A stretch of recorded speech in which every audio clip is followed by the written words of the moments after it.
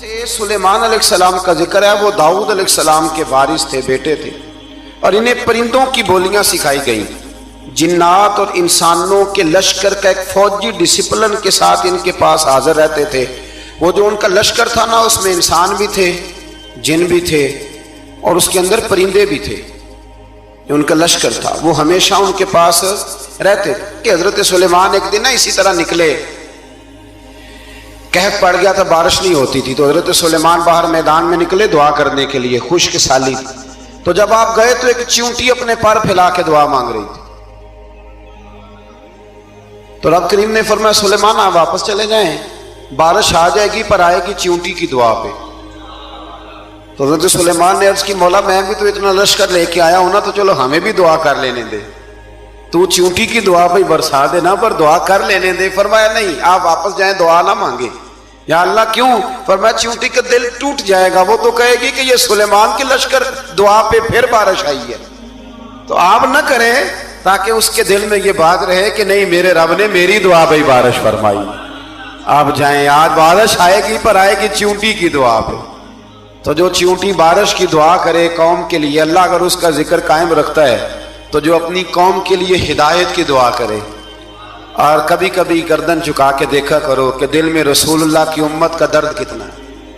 اگر کہیں حضور کی امت کا درد ہے تو پھر انشاءاللہ ذکر قیامت تک باقی رہے گا، پھر انشاءاللہ قیامت تک آنے والی نسلیں بھی آپ کا ذکر کرے گی اگر حضور کی امت کا درد سینے میں موجود ہے۔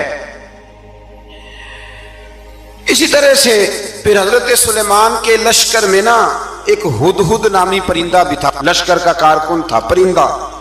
ہدہد غائب تھا تو حضرت سلیمان کہنے لگے کدھر گیا وہ ہدہد؟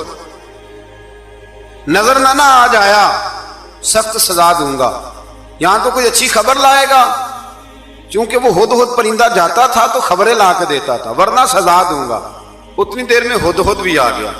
تو یہ پرندے جو کارکن ہوتے ہیں بڑے سیانے ہوتے ہیں، کبھی بندہ ناراض ہو تو صحیح خبریں لے آتے ہیں۔ تو صحیح خبر لے کے آ گیا، آتے ہی آ کے بیٹھا تو اس نے حضرت سلیمان علیہ السلام نے کہا کہاں تھے؟ عرض کرنے لگا حضور میں ملک سبا گیا تھا، وہاں ایک عورت حکمرانی کرتی ہے، اس کا نام بلقیس ہے، بہت بڑے تخت پہ بیٹھتی ہے، 80 گز اس کا تخت لمبا ہے، 40 گز چوڑا ہے، اور شاید 80 من کے 80 ٹن اس کا وزن ہے۔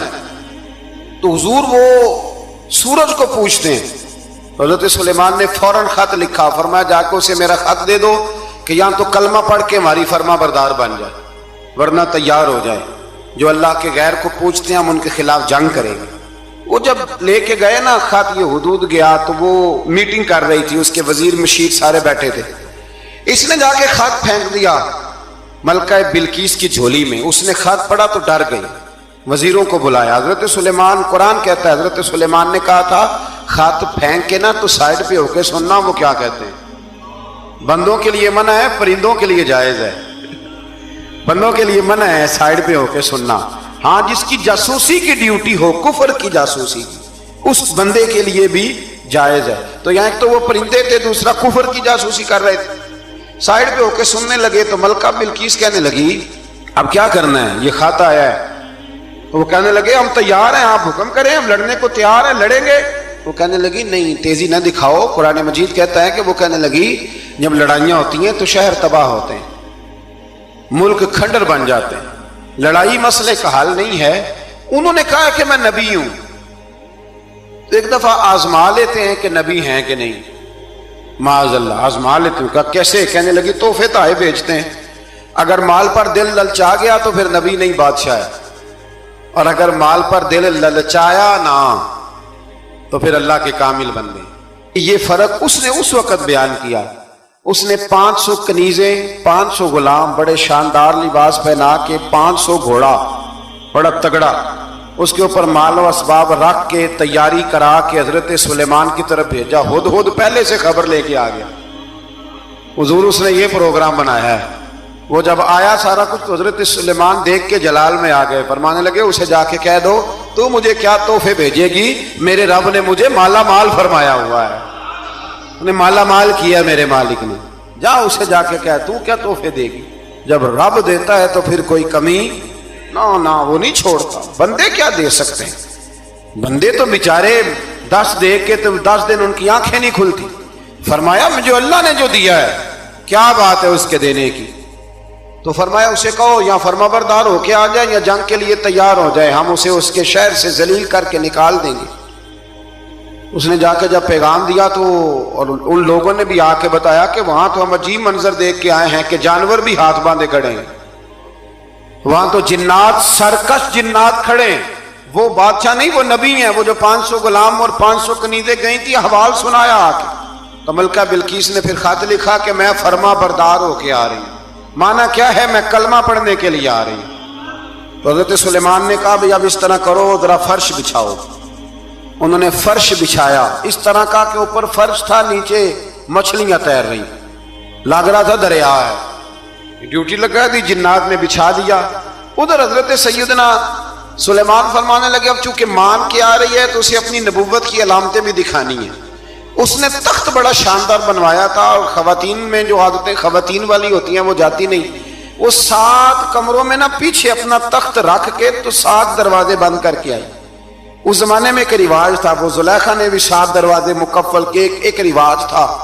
एक कमरा, फिर कमरे के पीछे कमरा, फिर उसके पीछे कमरा, फिर उसके पीछे कमरा। उसको बड़े मोटे ताले लगाए जाते थे और फलसफा ये था कि एक ताला तोड़ेगा कोई तो जब तक सिपाही आ जाएंगे, और अगर उसके तोड़ने तक ना आए तो दूसरे के तोड़ने तक आ जाएंगे, और उसके तोड़ने तक ना आए तो 7वें तक तो आ ही जाएंगे। ये उन लोगों का नफसियाती मामला था, सोच थी। 7 कमरों में मुकफ्फल करके ना वो निकली। तो हजरत सुलेमान अलैहिस्सलाम कहने लगे भाई मुझे उसका तख्त चाहिए उसके आने से पहले। उसके आने से इस वाक़े की क्या जरूरत थी कुरान पाक में, ये क्या हाजत थी, ये तख्त वाली सारी बात कुरान ने क्यों बयान की? पूछें आप अपने दिल से भी और इनकार करने वाले मुनकरीन से भी, इसकी क्या जरूरत थी? वो जो कहते हैं जी वली की करामत की क्या जरूरत है, सीधी सीधी नमाज पढ़ो, रोजा रखो, हज करो, ज़कात दो, तो पूछो इनसे एक सूरत नमल के अंदर इस सारी तफसील की क्या जरूरत थी? खत्म हो गई जब वो कलमा जो पढ़ रही है, तो फिर इस सारे वाक़े को रब क्यों बयान फरमाता है? हजरत सैयदना सुलेमान फरमाने लगे तख्त चाहिए, और चाहिए उसके आने से पहले। काला इफरीतुम मिनल जिन, जिन्नों में से एक बहुत बड़ा जिन बोला, कहने लगा हुजूर आपका ये तख्त बर्खास्त होने से पहले ले आऊंगा। ये जो आप मीटिंग कर रहे हैं ना, या आप फैसले खत्म, कुछ ने लिखा सुबह से शाम तक मीटिंग होती है और उसको आने में पता नहीं कितने दिन लगेंगे, तो मैं ये बर्खास्त होने से पहले। और कुछ ने कह दिया आप शर्त क्यों लगाते हैं कि सुबह से शाम तक होती है? उस जिन ने कहा दिया आप 10 मिनट में फारग हो जाएं, आप फारग होंगे तो तख्त आ जाएगा। मुफस्सिरीन ने लिखा है कि जब कुरान कहता है कि उसने कहा कि आपके फारिग होने से पहले, तो इसका मतलब है कि जब आप उठेंगे ये जगह खाली कर देंगे तो तख्त यहां किवें, हजारों मील का फासला है, आ जाएगा। पर हवाई जहाज पे कार्गो करा के जी DHL के जरिए कैसे आएगा? वह आएगा तो बस आएगा। तो हजरत सुलेमान की तो बादशाहत थी ना जमाने पे, फरमाने लगे नहीं नहीं तू लेट है, तू लेट है, तू हमें जानता ही नहीं, एट सेट ते पखड़ा कुआर गंदल, असी और भी बूटियां जानने आ, ये तू लेट है, अभी हमारी ताकत इससे ज्यादा है। बड़ी कमाल बात लिखी है लिखने वालों ने। एक मुफस्सिर ने लिखा है कि अभी हजरत सुलेमान ने गुलामों से मंगवाया है, अपनी बात कोई नहीं की, ये हाल है उनके गुलामों का, तो सरदार का आलम क्या होगा?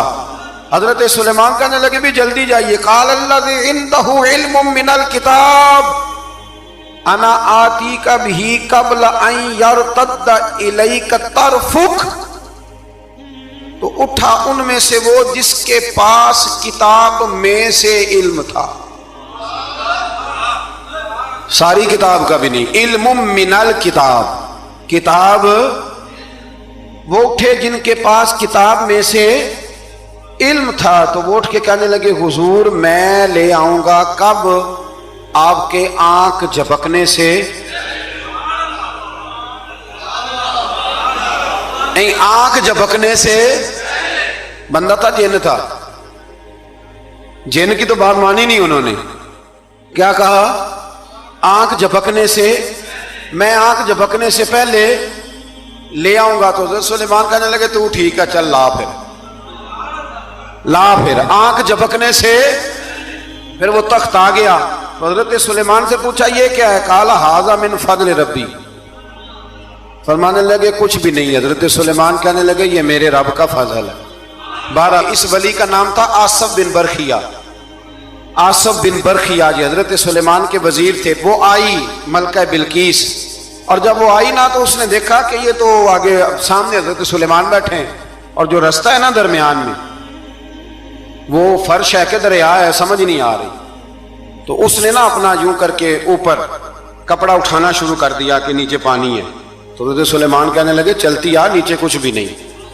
उसने पैर रखा, नीचे मछलियां भी तैरती जा रही थी। हज़रत सुलेमान अलैहिस्सलाम, आज भी अल्लाह ने तौफीक दिया ना, लोगों ने इस तरह की तामीरात बाद में की हैं, लेकिन इसके मौजिद, इसके पहले बनाने वाले हज़रत सुलेमान है अल्लाह की दी हुई तौफीक से। तो वो मलका आपके पास आई, फिर वो आपकी फर्मा बरदार हो गई।